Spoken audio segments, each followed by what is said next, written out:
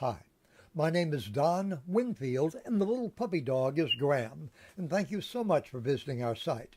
Now let us ask you a question. Do we have the power to honor the dead by creating peace? There's hope and dismay when you examine war. Do you know the reason that blindfolds and hoods are used for executions? It wasn't what I thought, to help the dying. It's to protect those who are forced to kill from memories of the eyes and the faces. In war, more ground soldiers have PTSD, post-traumatic stress syndrome, than pilots of those doing shelling from afar. Ground soldiers see the eyes and the faces of the casualties of war. Ground soldiers are the ones who suffer the most from the tragedy that surrounds them. The drums of war are beaten by those who cannot see the faces and the eyes of those who war kills. And do you know the biggest problem of warfare historically? Soldiers refuse to kill each other. We'll explore what governments do today to make soldiers kill each other in another video. Now, what are the 5 big problems that continue wars? The politicians and the 1% profiteers who promote the wars don't suffer from their actions. War increases power, prestige, and profits for the 1%.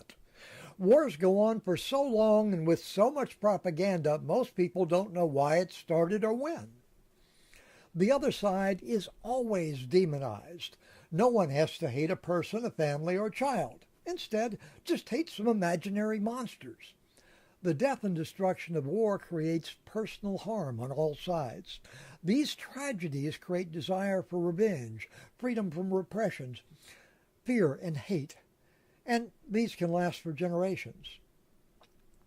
The 9 problems to creating peace? Do you know what may be the biggest problems you and I have in creating peace?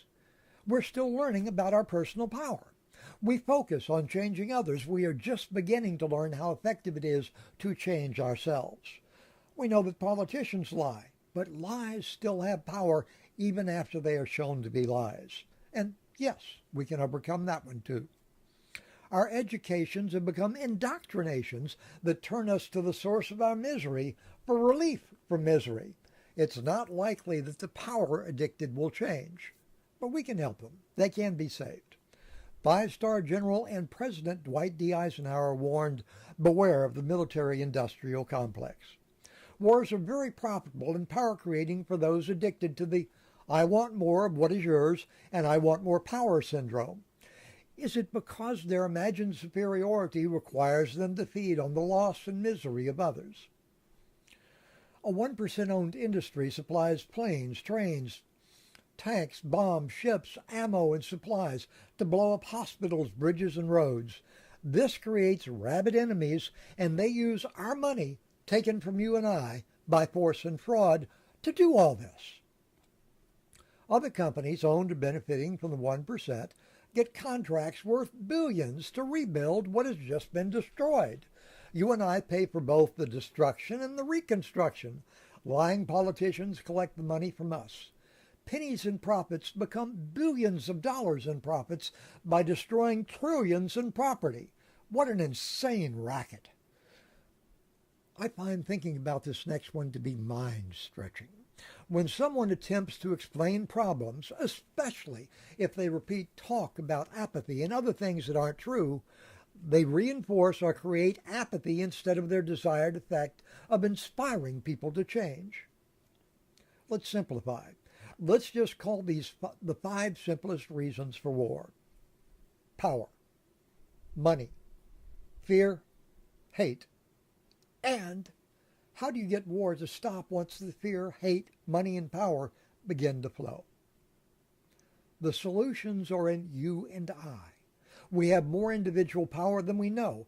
As we begin to explore our power, we are amazed by results that seem to come from nowhere. Somehow we are building bridges where we are unaware that our creations are about to join with other creations to create bridges neither one of us could see until they met, because those other creations are out of our line of sight.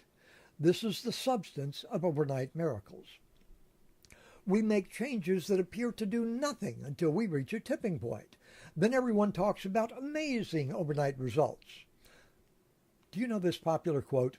Insanity is doing the same thing over and over again, expecting a different result. It's been attributed to Benjamin Franklin, Rudyard Kipling, Albert Einstein, anonymous, and is a Chinese proverb. My best guess? Unknown.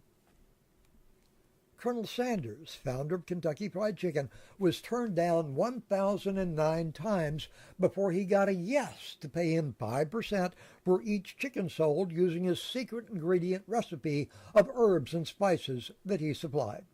Thomas Edison, according to Rutgers University, did over 10,000 experiments over 10 years to develop the storage battery, and that his quote, generally attributed to the light bulb, was about his electric storage battery. The quote, "Results? Why, man, I have gotten lots of results. I now know several thousand ways that won't work." No one knows how many experiments went into finding a practical light bulb filament. We do know there were a lot. Now, is there an overlooked lesson here? Something about persistence could be that it works. But those who persisted and succeeded kept changing what they were doing until they achieved success. They didn't do the exact same things over and over again all the time. They tried different approaches. Colonel Sanders' secret herb and spice recipe may have stayed the same. His approach to selling his formula probably changed quite a bit over time. But his persistence was certainly an essential element of his success as well. It wasn't just the Colonel's persistence, though, that won the day. He finally found someone who was willing to test the Colonel's recipe with their diners. The 1,009 others who turned him down before his first yes let their opinions get in the way of what they could find out by experimenting. WHC is looking for those who are willing to look through our telescopes and test our methods instead of deciding, that can't work. Who are you? Who do you want to be? What are you willing to learn and test? Decide what you're willing to do to make our world a better world. What we offer is simple, fun, and begins by helping you unburden the stress created by wars, 1% ruling elites, monopolies, and even EMF radiation. Healing stress releases your body's natural healing systems, your coping mechanisms, and more importantly, helps you discover your ability to create a deep well of inner peace that provides for everybody. If you experiment for yourself and don't feel better, quit. It's that easy. If you feel better, share and help us help each other to heal each other in our worlds. Honor the dead. Create peace. Promote peace. Join with us today. Check out our webpage to start today. Go to our main page and then look for the header and then go here. It's worldhealingcircles.com/create world peace today. Like our page. Share our links. You will be walked through the methods to our madness, how and why we can create peace. May you live long, free, and blessed. This is Don Winfield and the little puppy dog for worldhealingcircles.com. P.S. I was raised by cats. Cat lovers are welcome too. P.P.S. There are a very small number of 1% who are not evil, and they can help us transform those who are. So go to worldhealingcircles.com now and find out more about us today.